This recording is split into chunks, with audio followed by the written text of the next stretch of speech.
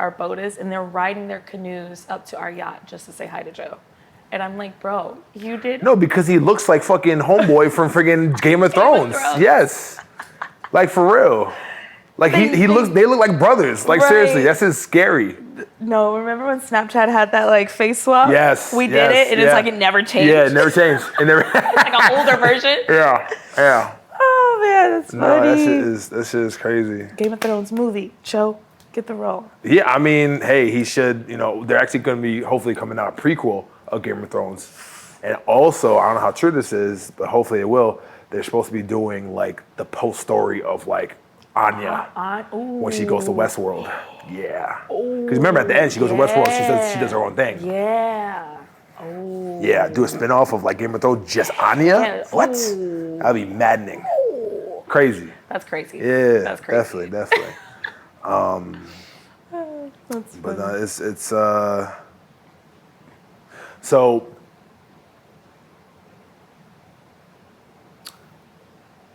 I see you're a type of person that like really likes to help people a lot. I do. I love to help people. I do. I think why I do is because there's like how I grew up. Mm-hmm. It was, I saw a lot of people that needed help, especially in my own immediate family. And I felt like I was weak and I couldn't help them. I felt helpless to not help them. Up until I would say 25 years old. And then when I realized that I was going to have this new life, I've just, I used to have a nonprofit a long time ago when I was 21 years old. And I used to basically just, I would do kind of like the older brother, little sister, movement that they had a really long time ago. And yeah, I would go to my brother's neighborhood, my little brother, because they lived Lake Park in Hyde Park, where Obama lives. And it was kind of like, a little hoodish, and when I would go visit my mother and see these kids, I didn't feel bad, but I wanted to be that one person that could give them something, a little bit of hope. I got you. Mm-hmm. I got Same you. thing with my friend right now. I don't focus too much on the hurt that they caused me because the hurt people. Mm-hmm.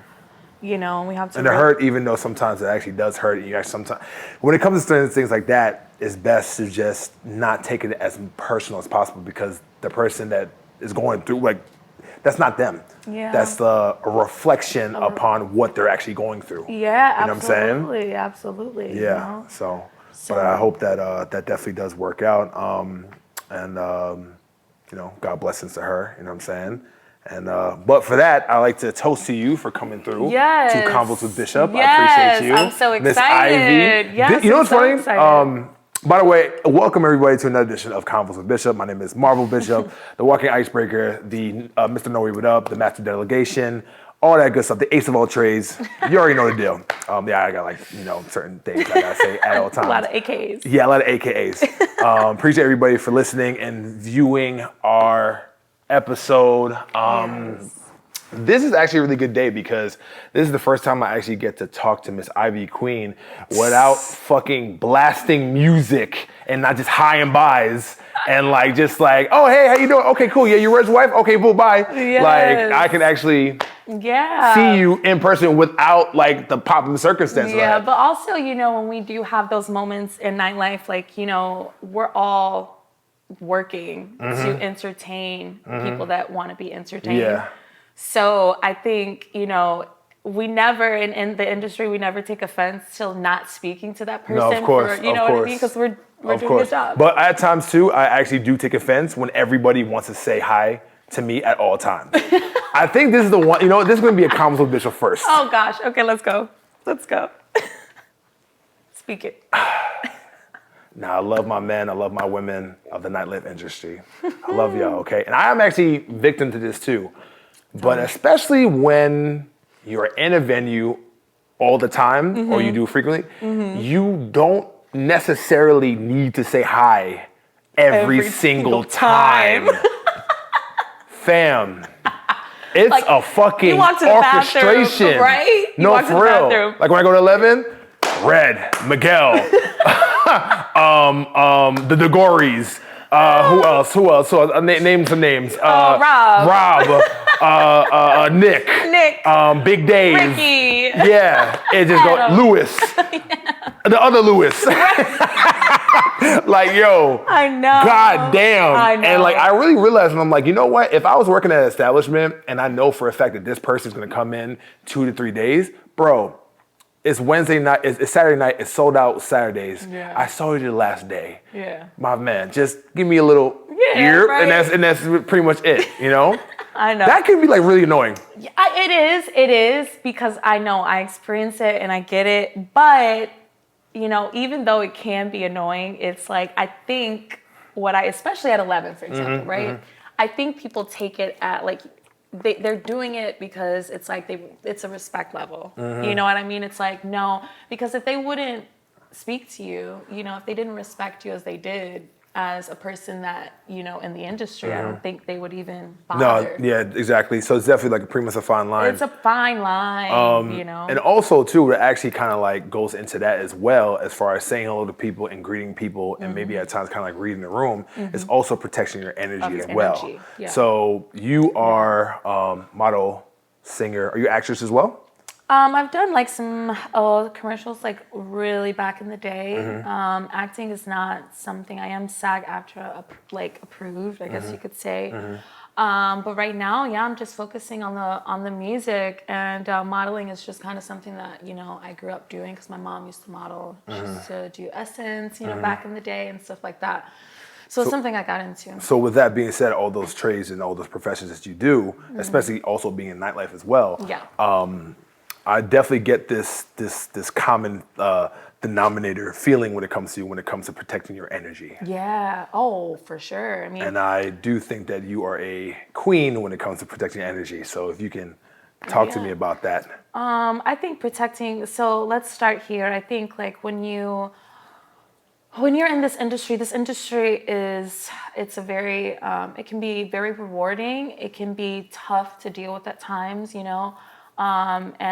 But you know, it could, you know, there's so many advantages to it. But I think, you know, one of the disadvantages is, you know, we are people that are given the opportunity to create an experience to a group of people or a genre of people. And I think it does take a lot of energy out of you because you're not focusing on yourself majority of the time. You're focusing on giving these people what they deserve. Because the nightlife, I love nightlife is because, you know, everyone is going through something, right? Whether they can spend $100 on a shot, or there's a table for $100K, right? Every one of those people and in between are coming to us to escape whatever they have on the outside, right? So having that said, we're kind of like, if you want it to be literal, we're kind of like a therapist in a way, you know? Yeah, therapists that never ever get paid Never enough. ever get paid Enough. Right? Right? Yeah. And, you know, but I think for me, what I do to protect my energy, I actually, recently when I was at 11, the last few months, I went sober for about 8-9 months. Because with entertainment, you know, you got to drink with them, you got to have fun with them. Yeah. And I wanted to see if I could, and then when you go home, you're drained, right? So in those 9 months, it really was a lesson to me because I went to work. I still entertained the same way. And it made me have a sober mind in that environment, right? And not a cloudy mind. And when I started realizing, wow, like, you start seeing your thoughts about the person, and you start actually with a sober mind knowing, kind of having a vibe of why that person is doing what they're doing, right? Whether it be escaping the wife, or whether it be, you know, or escaping the husband, or escaping the kids, or escaping, you know, being a hedge fund, you know, all these things. So I did that, and then every time I went home, I meditated for about 15 minutes as soon as I got home. And yeah, I just meditated and prayed and did, manifestations for myself every time I got home, because I felt I needed to cleanse my energy and restart my energy. And I did that, and it helped me. I still, even though now, I have my wine and I have my things, under control, I still do that to protect my energy. As things that are great in nightlife, there's also things that can be very, very intoxicating, very, very damaging. Toxic, I should say. That's a buzzword these days, pretty much, for the climate that we're in right now. Right, exactly. And I do think that with you, I think you have a different perspective when it comes to nightlife, because you have other professions too that kind of make you see things a little bit differently, So not to necessarily talk shit about nightlife, but, like one things that can actually be very, very daunting is being a black woman in the industry. Yeah. Being a black man in the industry. Woo. Yeah, we're doing it. Oh man, he did it. Yeah. So I would say that I am very, very blessed and very, very fortunate to be in the position I am right now, regardless of the color of my skin. I do understand that this industry alone is a white dominated industry. And it is what it is. Like, I'm not bitching and complaining. Yeah, and I know how to maneuver, I know how to navigate. And there's times where you'll have certain situations where and when I say they, I'm just talking about, not talking about white people, I'm just talking about just like the industry in general, because of a certain stature, because of who you are, they want to put you in a box. Oh yeah. Just like All me. the time. And I felt like I had to really claw and really climb out into getting out of the box that they were trying to put me in, which is just security, which was a freaking war, because people's like, no, man, you're just like a security guard. No, you're just a friggin' meat shield. No, you're just a friggin', private security guard. And I definitely learned everything from that, and that's definitely my foundation, but I build it on from that. I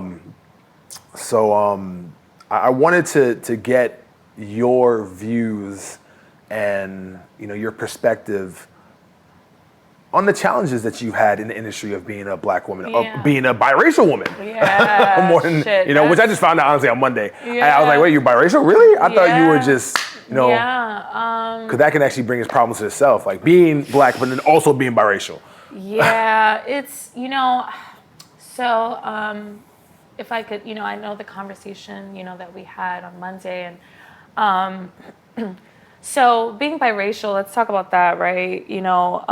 That's something that has been a struggle for me. My identity has been, even now I have a hold of it, I think after having my daughter at 26, it had a hold on me for a while.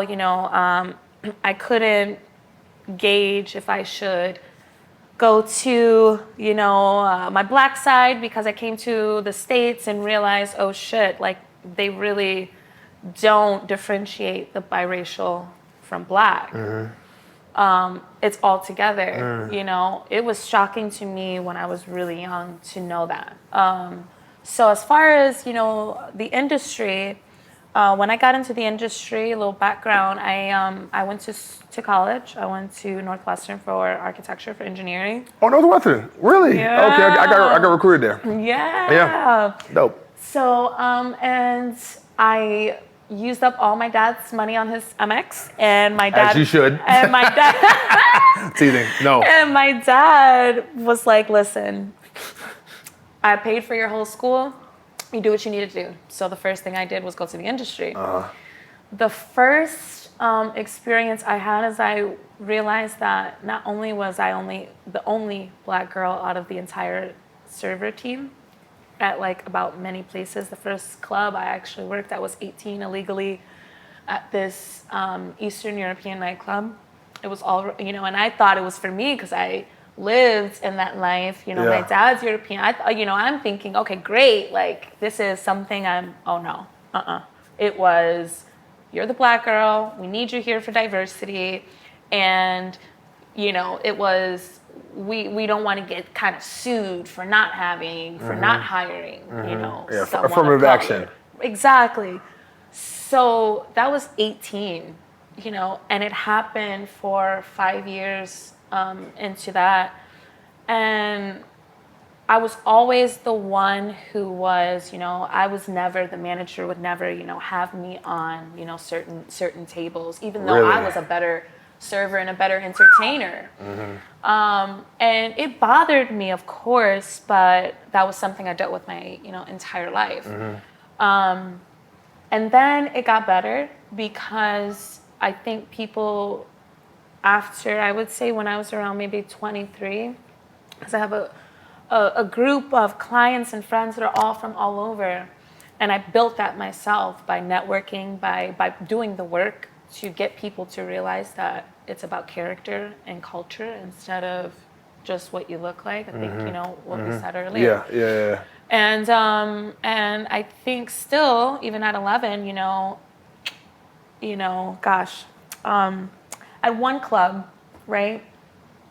I was told that I couldn't wear my natural hair, and it was hurt. Like, wow, like it was still that, like, damn, like is there no progression, or is there? You get like that we come so far just to come so far. Just to come so far. Yeah. Are we stopping?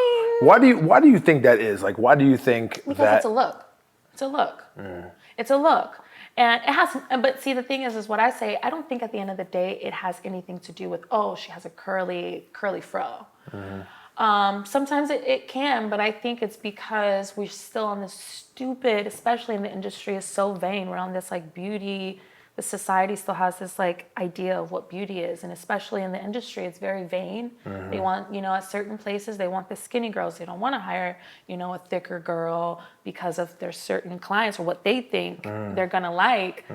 So it's a whirlwind to basically try to appease everybody at the same time. Yeah, it's hard. And it can definitely get fucking tiring. But that's why I feel like we should have, especially in the industry. What I love about 11 is there's multiple Black women. No, of course. I think that 11 actually has one of the best representation, honestly, when it comes to cocktail waitresses, when it comes to everything in general, honestly. And even a lot of our clubs don't. No, and they don't. Not at all. I know some clubs that I'm not going to name that don't even got one black woman in that bitch at all. And it's crazy. Yeah. Yes. No, don't do it. No. We gotta keep it. Please, Ivy, please. I'm not trying to make enemies up in this place. We gotta talk our shit. You was about to air it out. Oh man, you can't have me on the podcast. But it's so with me, kind of like to give you like a little bit of I guess a little sympathy or empathy as far as your hair.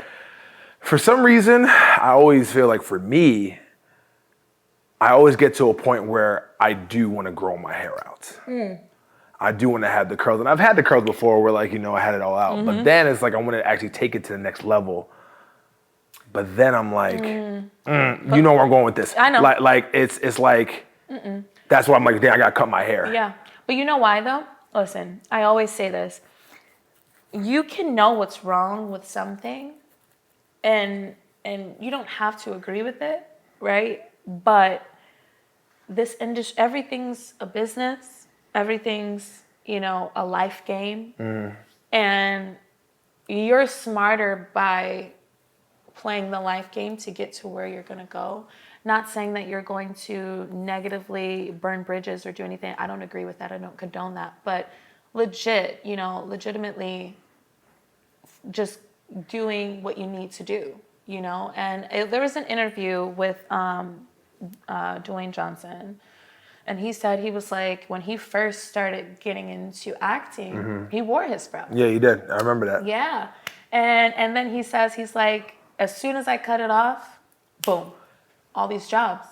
Listen. So you want money and you want success? Listen, I have had, one of my best friends has told me that if you cut your hair, I guarantee you will make an extra $50,000 a year, maybe even more. But then, like, where's the integrity of that then? Because hair, that's tough. And when hair and representation is our representation. That is our shit. Like, I know. So, okay. So there was one club I worked at, and I knew I couldn't wear this certain hairstyle. So we were actually supposed to get permission for certain hairstyles, right? And I came in there and I wore these. I was in Chicago, and it was just random. I never had braids ever in my life. And I was like, I'm gonna get these really skinny, those really gorgeous, skinny, freaking like long braids, And I did, and I loved it. And I was like, fuck, but I have to work. And I didn't think about that. And it was like, the fact that I have to think about that is what's the problem. Yeah, it's crazy as hell. Like, you gotta actually like position yourself or condition yourself to. But I went.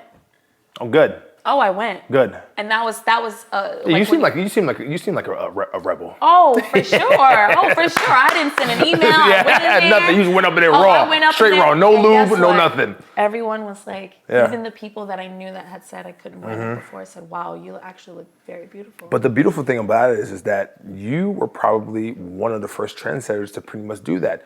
It takes the first person to pretty much set a standard. Yeah. Sometimes we're scared of setting a new standard because we're worried about rejection, we're worried about getting fired and all that. But it at times takes fucking balls, to do that. And I guarantee you, when you did that, you set a precedent. You know what? Shit, the owners are probably like, no, they even. You know what? This is dope, actually. And they so, did. So when it comes to that, I realize when it comes to this industry, it's not necessarily racism and discrimination. It's prejudice. It's prejudice. It's prejudice at the end of the day. It's ignorance at the end of the day. I don't think that. And we have to teach them not to be ignorant, is what I say. Which we talked about on Monday. We did. We were people talking about Monday. Oh my God, I know. When we were talking about Monday, we did a Bishop Executive Services dinner that it was invite only, only the best, which the video is actually coming out next week. So yeah, it's gonna be dope. It's gonna be dope. About Nightlife and about your energies and how you protect it. And I feel like one of the ways you definitely do protect it is to have the great covenant that you have. Yeah. With your man, with your boy, with my boy, Mr. Joe, Mr. Red from 11. Talk to me about the dynamic of the relationships you guys have while being in the nightlife industry. Because from the outside looking in, it seems very, very interesting. Yeah. Okay. We're getting into this. Yes, we are. Real quick, when we say this. Yeah. Don't you find? Let me try to like help you with it. Help us real quick. Let me know, please. Having a man that you love with all your might and all your heart, and you guys have a beautiful baby girl. When you do work in the same industry and at times at the same venue, it is all the time you have to keep it professional. Yeah.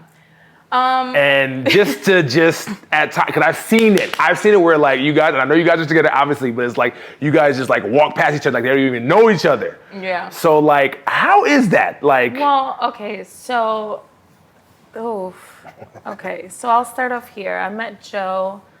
So by the way, I've been a lesbian my entire life. Okay. Right. So, I never even thought of this life that I was gonna have, right? So when I met Joe, I met him just like specifically just because we just had this friendship that was undeniable. I mean, we spent every day together for about 5 months, and we worked at the same place. I was there at this club for about 2 years, and he came in to run the door, and I just looked at him and I was like, I want to be his friend. I want to get to know this person. And I did, and it turned into that friendship, that foundation, and it turned into love for a person. And then being in the industry, I mean, even when we were in Chicago, it was good to have that, because when we finally came to Miami and had it in an entirely different culture of a place. Miami is its own being, right? Chicago is totally different. So when we came down here, and the lifestyle that you're gonna have as a couple, it's a stigma in Miami that relationships don't work. It's, how can you have kids in this, and I think what makes us great, is that we understand our end goal. And also, I have, and Joe and I talk about this, if we're not ever, in the relationship that we know right now, and if we just separate our lives, right? One thing that will always happen is that person will always have respect for me. I will have respect for him, and we will still make money together. So I think on the side of me, I moved here pregnant, and he got a job at the biggest strip club ever. Ultra Club. Not even just a strip club. Ultra Club. Ultra Club. Put respect on 11's name. 11's gonna kill me. 11 is gonna kill me. Got you, 11. Don't worry about it. Ultra Club. I forgot. But yeah, so, I had a lot of doubts. I was coming to, a city where pregnant, where I had to, automatically have insecurities because you're pregnant, you're pregnant. So, and you can curse. I've been cursing all day. I've been cursing like 3 times already. It's fine. It's all good. We live. We vibing. So, all these beautiful women. Miami has the most gorgeous men, gorgeous women. And there we had our thing where I, sorry, Joe, but we had this, thing where I caught him in something and it hurt me for so long, because I was pregnant. I moved to a whole city with you. But we got over that and we understood our end goal and we're honest. He knows about my past life and he accepts me for who I am, and we have a dynamic where at the end of the day, nothing will break the friendship that we have. And that's what I think, you have to, in this industry, if you want something faithful and you want something loyal, first, you have to have a good foundation and a friendship. Second thing is you have to know your end goal. What's your end goal with this person? What's your partnership going to be like? Because you cannot be together, you can be together and still have a partnership with that person. Yeah, you understand? Facts. So it's good. I think the one thing about you guys that actually separates from everybody else is that you do not let nightlife define you. Nope. It's the worst thing you can do. And I feel like a lot of people actually do. It's an ego thing and they actually take it way too fucking seriously. Way too seriously. It's like, fam, nobody gives a fuck if you're a promoter. Nobody gives a fuck if you're a VIP host. Nobody gives a fuck if you're an owner at a club, honestly, to tell you the truth. Honestly. Yes, let's talk about it. How many times do people want to meet the actual owners unless it's, Yeah, so, and then, unfortunately, in Miami, we actually, at times, maybe even unconsciously, put that to a pedestal. Yeah. But it's an entertainment city. Yeah, that's the give and take. That's the catch-22. That's the give and take, yeah. Even in COVID, let's bring that up. When COVID happened, listen, we were trying to make, Joe and I even created these random underground, kind of pre-prohibition parties, right? It was back to the pre-prohibition. Allegedly. Yeah, allegedly. Out here wildin'. But it was damn, it was what you're saying, it actually kind of a lot of people felt like they didn't have anything outside of that because it was dead. Yeah, and not even, but then with the whole situation as far as the pandemic and all that stuff, it really showed people their ass. Oh, for sure. Oh my God. It really showed who was the people who was 10 toes down, and the people who were really fronting on oh man, because there's a lot of people that I know personally that lost everything, unfortunately, and they pretty much had to go home. And they had to go home. And it made you realize that with something that we love so much, unfortunately, just like everything, nightlife is not going to be pretty much here forever. So you're going to have to, put some eggs in other baskets. So with that being said, wanted to get into the other things Yes. that you do, Yes. and the passions that you have as far as being a wonderful singer.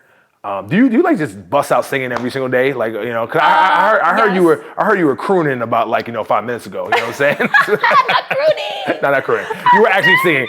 I croon. That's what I do. Oh my God. You know what I'm saying? But I heard a little melody before we started. Yes. You know what I'm saying? So, like, yeah. I do have those moments. Okay. I Dope. do have those moments. Dope. Yeah. So talk to me about that. Talk to me about Music. Talk to me about where exactly that pretty much like stemmed from. Listen, music, my dad was a lawyer, but he used to do a lot of, Broadway and stuff like that, actually, before he, had his own law firm. So it was always in my family, just from him, my mom's mother, my grandmother on my mother's side. She, back in the day, she had a residence at Apollo. Dope. So I had it in me, and since I was a little girl, I grew up on Selena Quintanilla Perez. Everyone knows the Tejano Queen. So that was like my first idol. I remember being 3 years old, and this is like one memory I actually do. I don't remember a lot before 5. But one memory I do have, and mostly because we have a video of it, I was 3 years old, and I was watching a video of her, and I started crying instantly. I was like 3 years old, and Selena was singing on TV, and I just started busting out crying. And then my dad he recognized that. My mom did as well. How old are you?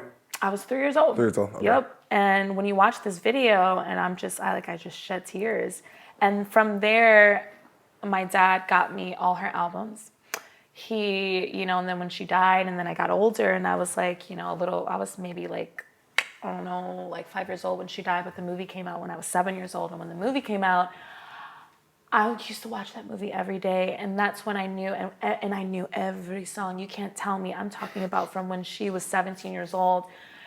And I had every single, and that's when I knew I wanted to be a singer, because it was the passion and the drive and like the feeling I got by singing. And even though at the time, like I kind of knew what they were saying, but I obviously, because I spoke Italian, so it was easy for me to learn it. And I sang those songs like with my heart out. So since then, music has been a part of my life. When I'm depressed, I was very depressed. When my mother passed away, and my condolences. No, that's okay. Like I said, everything is a purpose. And before that, I was, with the kid, and I just, I kind of lost myself a little bit. And when she died, the one thing that she always supported me in was my music. I busted out a whole EP within like a year and a half, 2 years, which is what's coming out now. I'm like slowly releasing it. Good. But do you have a date yet? No, because I am a perfectionist. Okay. All right, I got you. Yeah, I have a strategy on everything, but it's like the first time, even when I was signed to Universal Records at 16, I was with a production label called Pajam Music, and we used to have showcases at Center Staging. If anyone knows Center Staging, it's probably one of the biggest, a lot of celebrities go there to rehearse for concerts. Yeah. And I had this one moment in my life. We were in Studio 6. Jordan Sparks was in Studio 7. I was 16, 17. And Michael Jackson at the time was in Studio 8. And we went to do our showcase, which a showcase back in the day used to be A&Rs, producers, everything. They're in the room, hopefully for you to get signed, right? And we didn't notice until after our performance that Michael Jackson was in Studio fucking 8. And I know the studio because it's actually in the This Is It movie, the documentary. Dope. Yep. And I was like, fuck, like I need to be here, right? And the next showcase we had, Jermaine and Jackie Jackson was there at our showcase. And I had this moment, I was like, no, it was like that second moment in my life where I needed to do it. The third moment, which is third is a charm, right? The third moment was after my mother passed. So I'm not stopping. No, you This is like something I need to do. it's crazy how when you have like certain tragedies that do occur to you that Spark up and it kind of propels you into like what you're pretty much destined to be. Oh, for sure. You know, which can be very, very powerful, can be very, very hurtful at the same time. But everything pretty much has a reason. Oh, it has a reason. Yeah. That's why it's not sad. It has a reason. Yeah. You know? Are you a type of person that looks at things half glass full other than half glass empty? Oh, a half glass full for sure. Okay. I feel like Joe's a pessimist. Yeah, he is. I'm sorry, Joe. Yeah. But it's true. It is so true. Yeah, half glass full for sure, because you can always fill that bitch up to the top. Okay, you know? If you look at a half glass empty, you're just looking at what you don't have, right? And that's not very good. Yeah, and that's kind of like the way that's pretty much the way I live my life, because with me, you know, I'm really grateful for nightlife. But I can definitely see how nightlife can actually be a deterrent to as far as like what you really want to do in your life, because the pay is good, the pay is stable, and it's quick, you can get crazy money right away. Networking is a beast, but at times you get caught up. You can get caught up. You can also get to the point where you're not necessarily focusing on your passions as much as you should. Because of your energy is Because your energy is freaking stressed out because of, you know, nightlife, because you know you gotta do your deed. Yeah. So this is, sorry to cut you off, but this is what I said earlier. The reason why I'm kind of taking a small break or trying to find something that I can do that I can still focus on what I want to do. So what I'm trying to get at is that for a person that's pretty much has many talents, that's in the position as you, what advice would you give someone to learn how to balance all of the tasks that you have? Because at the end of the day, yes, you have your passion, yes, you have your love, but you have your husband, you have your daughter, you have obligations as well too. You know, seems like you guys told me that you and Joe, you and Red, you guys are very, very progressive. So you guys are not necessarily a traditional family. So you guys pretty much come all in and help each other out and build together. Yeah. You know, but at times like that can definitely be very, very difficult as far as like trying to like manage pretty much everything. So like, what advice would you give somebody who's in nightlife that has a passion, but that can actually be spread too thin? Oof. Now, I know it's a loaded question, but yeah. Okay, take a couple seconds. Go ahead, take your time. We're okay. We vibing. Yeah, I think the advice I would give is short term. Understand that because this industry is not going to, you can make a career out of it, but a lot of people don't go that route. Save your money. That's yes. Real quick. Sorry. Hold up. I'm so sorry to cut you off. Ladies and gentlemen that's in the industry, please let you know that yes, the money that you're making is great, but at any time that shit can be taken away from you like that. And there's no 401k, there's no retirement plan, there's no stocks and bonds or whatever. There's nothing that can pretty much make sure that you can automatically secure your life. So the way that you need to secure your life is by saving. Is by fucking saving your bread. You have to, because I've seen it. I've done it myself. I worked that story and I made crazy money. And honestly, if I had the mentality I had before, I would have at least 50K in the bank just chilling.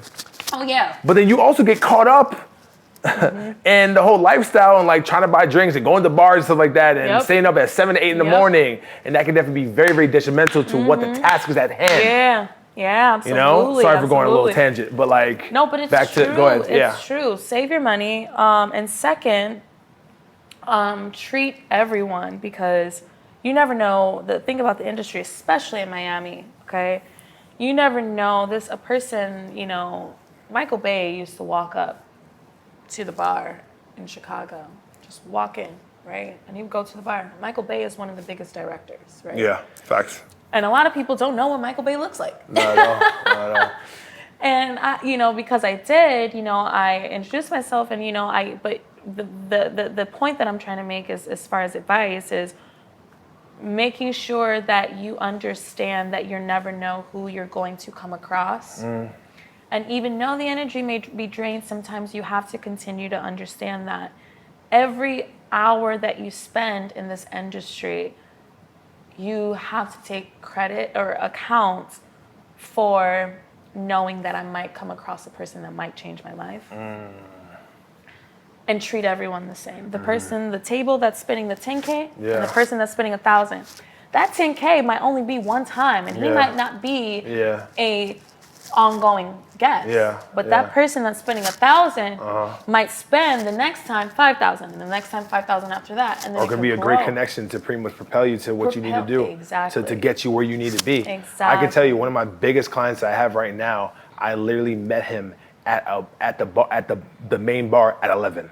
At a bar, this dude's worth probably about $7 billion, has access to $1.4 trillion. He owns, can't say the actual business name, but he owns like one of the biggest like venture capitalist firms in the world. Wow.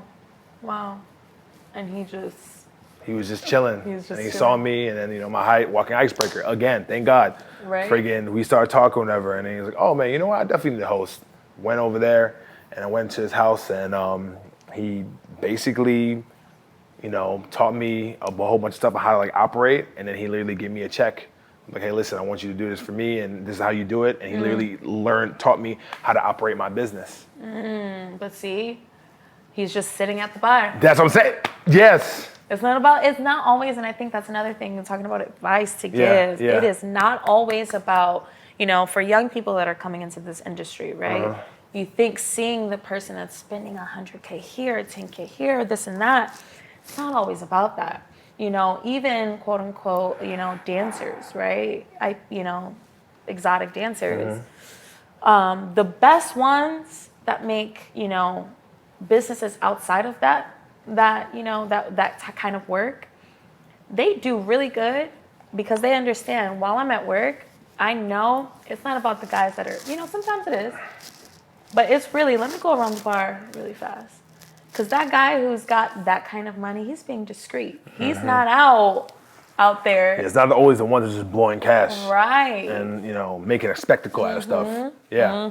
Yeah, definitely. Yeah, so I think that's a really good point, because once you learn that, and it's not always about judging the person with the best watch. You don't know if that watch could be fake or not, right? You don't know if that person, that whole entire facade that he's putting on, because it's the industry, right? So I think, learning the energy from people and the dynamic is more important than the server eyeing what this person is wearing to see if they have money or not. Yeah, definitely. Yeah. Switch gears a little bit. Yes. So, Rihanna. Ooh, Rihanna is gorgeous pregnant. It's funny. Tell me. I have a fond new respect for Rihanna. I know. And tell me what that respect is. The respect is that she is embracing. There we go. Embracing motherhood and being pregnant in a time where we basically diminish and poo-poo the act of pregnancy. I know. And she's doing it with so much grace. Yes. Grace is definitely the one word that I definitely see, honestly. Because before it's like, oh my God, like you're pregnant. Oh man, like no, you need to stay at home and like, make sure, no, you can't like be out here because, you know what I'm saying, something might happen and da-da-da-da. Yeah, no. But she's like, killing it. Nigga. Hell yeah. She's like, yeah, right here, yeah, like, yeah, no. definitely. Yeah, exactly. Yeah. Yeah. And it's pretty, it's amazing. I just wanted like your feedback on that for being a mother. Oh man, I mean, would you if you would like, because I know like you have your thoughts about when it comes to like having kids again or whatever, but let's just say if like you're about to have kids for the first time, like would you be able to have the grace like that and have the confidence to be able to do what she does? I mean, I did. Okay. I mean, when I was pregnant, it was, I still I still entertain. I still went out. I didn't entertain in the way that obviously I would do, you know, not pregnant. But, you know, I still dressed, you know, like even going to the grocery store, I was like, you know, sometimes I'm like, no, I'm going to put these fucking wedges on right now. You know what I mean? Just because I was still like, I still want to feel this, like, this is a beautiful thing right now. No, like, facts. You know what I mean? And it's one of those things where like people take for granted like motherhood and fatherhood in general because it's like, oh, fucking kids. I don't want to fucking deal with kids. But in actuality, like you're literally seeing, you know, something that is that's precious. That's something that is that's phenomenal. You created, yes. You know? Yes. I was more going towards the whole feminism movement as far as like, oh no, like you're just a mother. No, you need to do more. Like, that's where I was going at. And that's, yes. Okay. Because I believe that Rihanna is shattering those molds indirectly by representing and showing off her belly, what she's doing. You know what I'm saying? It's like, yo, like, you know, basically, so for instance, it's like, I'll give you an example. There was a video where she was going to either a award show or whatever, and there was paparazzi on her right side, and she was walking, and one of the paparazzi was like, cheeseburger? No, not cheeseburger. No. One of the paparazzi was like, oh, you're late. And then she was like, no shit. So with that being said, the reason why I thought that was very, very very, very astounding, honestly, for me, because it's like, hello, my nigga, like I'm out here, I'm pregnant. Like I'm handling my business. I'm doing what I need to do, and I'm focusing on this. And you want me to be extra for you? Yeah. That's what I'm saying. You know why? I think it's because like it's women who are mothers and who are, you know, producing a life. I feel like people just automatically look at you as a super person. And they feel like because you're able to create life, right? It's two people, obviously, but I'm housing that person. Of course, yeah. For 9 months, yeah. For 9 months, if I don't eat right, if I don't do all these things, but like I feel like it's like an automatic view that you are a superhuman because you're able to do that. Yeah. And I think that is not what it should be at fucking any cost because, you know, we have so fucking much that we have to maintain about ourselves. I guarantee you before that award show, you know, not only was she tired, I guarantee you she probably peed at least 3 times on the way there and had to stop, right? Before she got there, right? She had to do all these things that is hard in pregnancy. So yeah, we're not superhuman. And you know, and that's the thing that I'm actually realizing too, is that you literally had to like bear a kid for like, you literally had to like support a kid, like another kid for 9 months. And you literally had to take your energy and take your resources and cut it in half and give it to her. Yeah. That's actually pretty like, it's pretty fucking crazy. The fucking, you know, I can't eat sushi. I can't drink. I can't smoke. I can't even bend down. Facts. I got you. No, definitely. So I think that with Rihanna, just wanted to bring that up with you because I think you had like, you know, you would have like a perspective. But salute to Joe because for doing the damn deed. Yes, sir. You know what I mean? Oh, my bad. There's the camera right there. You know what I'm saying? Yes. You did what you had to do. I don't know salute how. to you. You know what I'm saying? I don't know how. We care about men as well. For a little bit. It's like what, like 9%? Like what, the 5? 1%? No. Like 60-40. Oh, okay, cool. All right. That now I feel a little better. I give you 40%. No, yeah, definitely. Man, this has been good. This has definitely been insightful. So what is pretty much next for you as far as nightlife, as far as your career, as far as music? I know you have you're working on like a video or something so like right that. now what we're doing is I have a meeting to finally decide on a manager. I'm putting my team together, which is a very difficult thing to do because you really have to have these people inspired by you to want to support you. and like a trustworthy team. So right now I have, a meeting later on to get that. So that's first. After that, I'm working on visuals, right? I think right now after I'm releasing another song, it's called Because of You. And we're going to do, I want to do I don't know if you know the last 2 albums, Beyonce does this kind of like video. Visual album. Visual album. Yeah. So I actually want to do that. I want to release one visual right now just so people can catch an eye. Got you. On what this visual album is going to be. And I think for me, it's a great way to start because there's so many people in the industry that are waiting for this music and for the production and the material in the industry because I've kept people waiting so long. So yeah, that's what's next. So releasing the next song, releasing a visual. Good. Getting a manager, releasing the visual album and the album, doing a release party, and then after that, seeing what happens.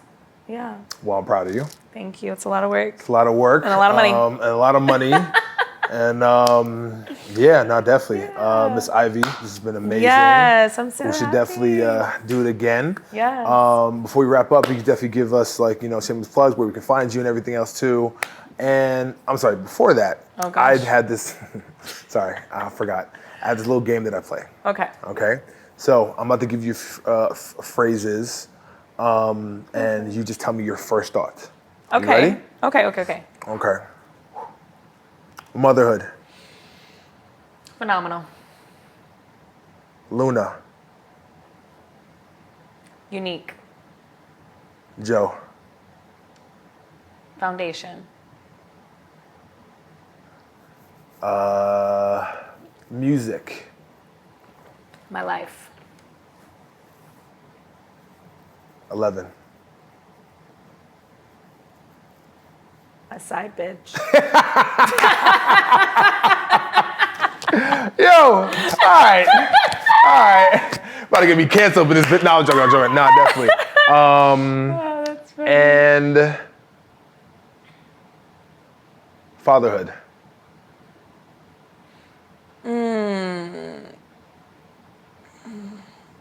It's the same as motherhood. Okay. All right, cool. Yeah. Miss Ivy, I appreciate you. Thank you. Appreciate you for coming on. Thank you so This has been much. amazing. Thank you so much. Till next time, guys. Yes.